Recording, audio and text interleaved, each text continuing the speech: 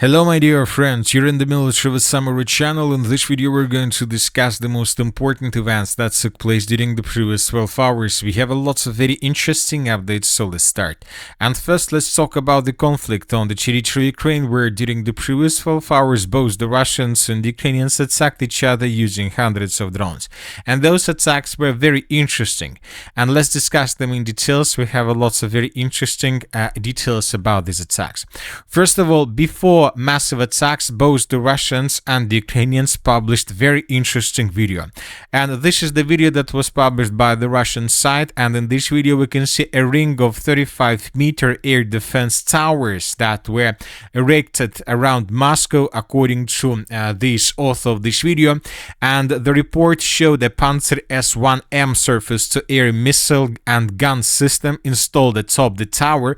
The system is equipped with small guided missiles with a range of 7 kilometers designed to counter drones. Additionally, it carries twin 30mm cannons and standard missiles with a range of up to 20 kilometers. So this is a very strong video, and the most important message of this video is that the Russians are trying to tell the Ukrainian side that from now on the Ukrainians will not be able to break through Russia's layered air defense system, and that the Ukrainians from now on will not be able to hit the city of Moscow. So this is the main message that the Russians were trying to send with this video. The Ukrainian side, more precisely pro-Ukrainian resources, published something similar but completely opposite to the video that was published about the situation in the city of Moscow, and this is the video I'm talking about. The Western media shown Patriot air defense systems abandoned near Kyiv without missiles. The video reportedly shows a launcher that was emptied 6 weeks ago and left in a cornfield outside Kyiv.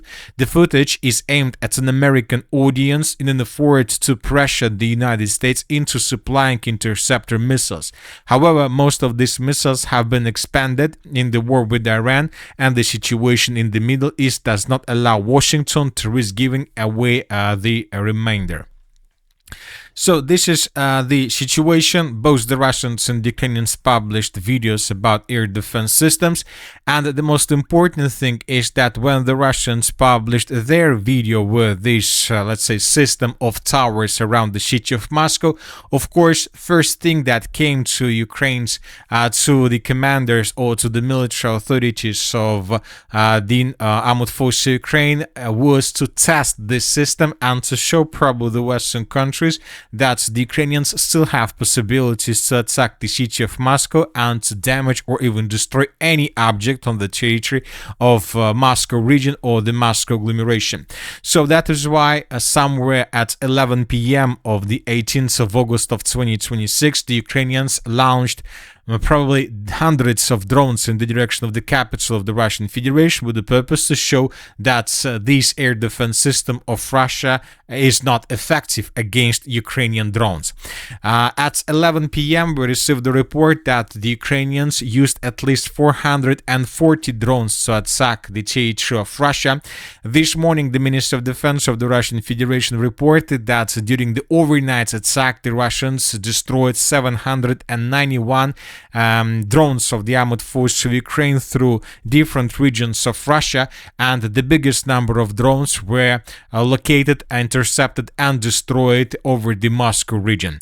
And of course we have lots of videos on this matter. This morning pro-Russian sources and pro-Ukrainian sources published lots of videos where we can see basically the consequences of the overnight battle. We have black smoke, we have fire, we have damages that the Ukrainians managed to deal, but we need to understand one important thing is that the Russians managed to repel that attack. So indeed, the Russian air defense system was very effective against Ukrainian drones, despite the fact that the Ukrainians launched hundreds of drones deep inside of the territory of Russia. Most of them were destroyed. The most important thing, of course, we have some videos and pictures with smoke, but we need to understand that these are not the consequences of a direct or precision strike from the Ukrainian side. These are the consequences of work of Russian air defense. The Russians were destroying drones over the territory of Moscow. Of course, the debris of these drones were falling on the territory of the city of Moscow or on the territories of different towns and villages on the territory of Moscow region. And of course, as a result of these things, some fires took place, smokes, explosions, secondary detonations, and so on. But summarizing everything, once again, the Russians managed to repel this attack, and the Ukrainians haven't managed to deal significant damage to the Russians. At the same time, the Russians also attacked the territory of the city of Kyiv. The Russians also used drones, dozens of drones. The Minister of Defense of Ukraine this morning reported that during the night, the Russians used 147 drones to attack the territory of Ukraine, and the Ukrainians reported that they managed to destroy, intercept, or suppress 111 drones. But according to information we have, the Russians managed to deal damage to the city of Kyiv. This morning, a lot of explosions were recorded through the city of Brovary, and it seems that the Russians attacked this warehouse. We have just pictures from the city of Brovary, and as you can see, according to these pictures, there is smoke is visible, and it seems that the industrial zone was attacked, and the Russians attacked this industrial zone with jet-powered drones. I would like to remind you that since the beginning of these long-range strikes, the Russians have already destroyed 2 warehouses in the most northeastern parts of the settlement of Brovary. We're talking about these facilities. These facilities were destroyed by Russians during August and late July. During August of 2026, one of this warehouse was destroyed on the 5th of August. This one was destroyed on the 13th of August, and now the Russians attacked once again. And during the nights between the 17th and the 18th of August of 2026, it seems that the Russians destroyed this facility as well. So we see that the differences. We see that the Ukrainians use hundreds of drones, and as for the previous nights, no results, and the Russians used just dozens of drones, and another warehouse, probably even an ammo depot, was destroyed. But the city of Kyiv wasn't the only city that was attacked by Russians during the night. The Russians were attacking the city of Odesa during the previous 24 hours, dealing significant damage. The Russians used more than 20 drones and around 10 missiles of different type, including the Banderol missiles.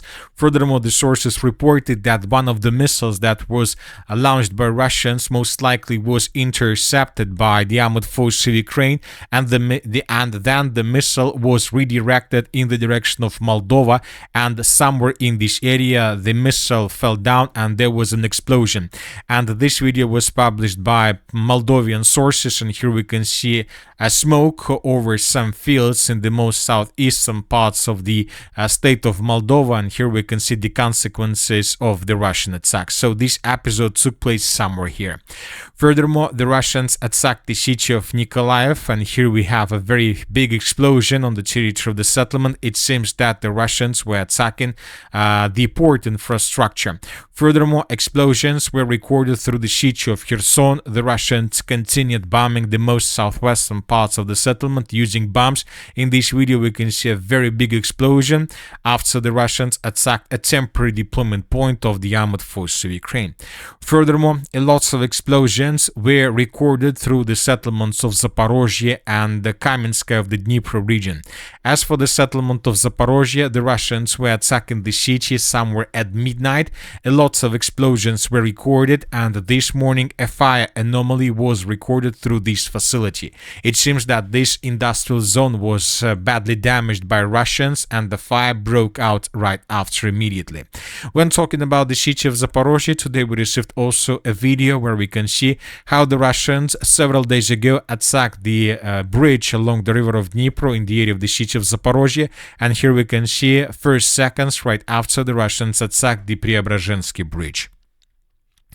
As for the settlement of Kamenskaya, also explosions were recorded, and we have videos where fire crews were trying to extinguish the fire.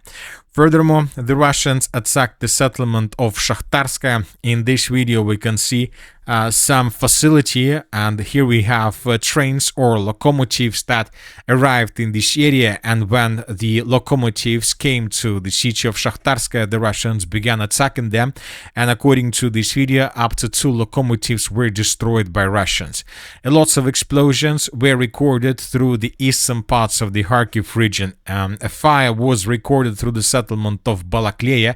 The Russians were attacking the village with drones. As you can see, this attack took place somewhere at midnight.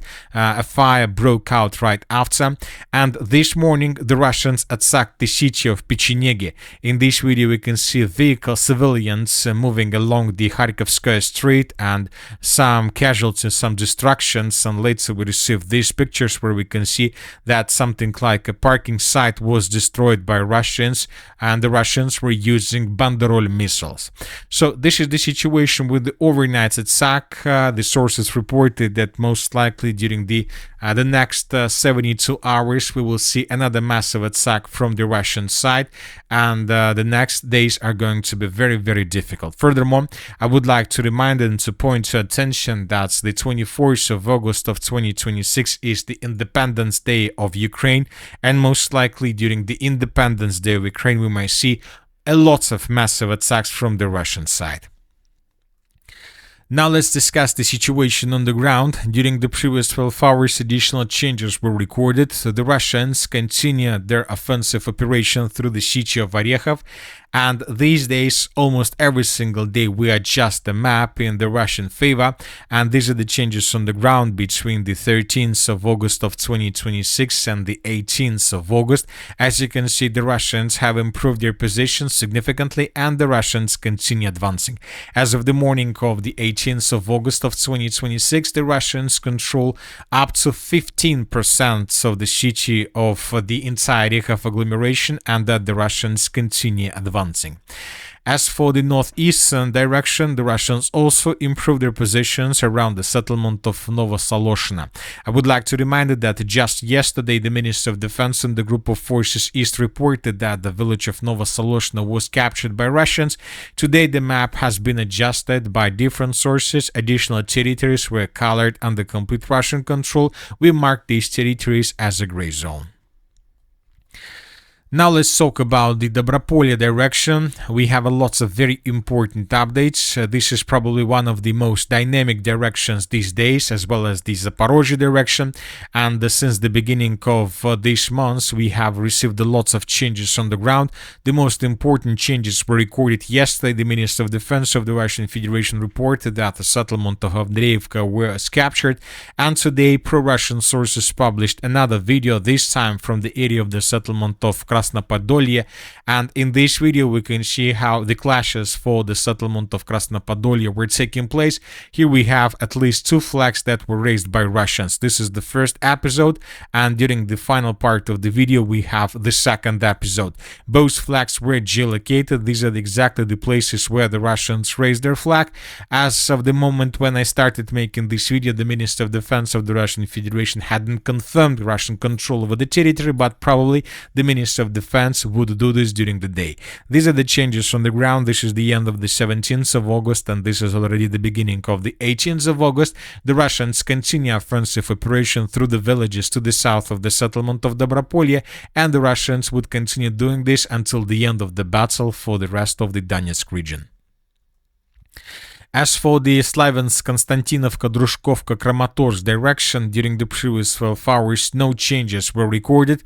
The Ukrainians continue improving their defenses through these territories, and in this video, for example, we can see anti-tank barriers that were installed at the south entrance to the city of Kramatorsk, according to different pro-Ukrainian sources. So, while the Russians continue storming settlements like Drushkovka, Alexeyevo, Drushkovka, and Slaviansk, the Ukrainians continue improving their positions through the city of Kramatorsk. The Ukrainians are not going to fall back from the city. The Ukrainians will fight probably till the last square meter. And that's it for the short video. The Military Summary channel reminds we condemn any violence in the world. Thank you for your watching. Subscribe to my channel, put your likes to my Patreon, and have a good day. Bye bye.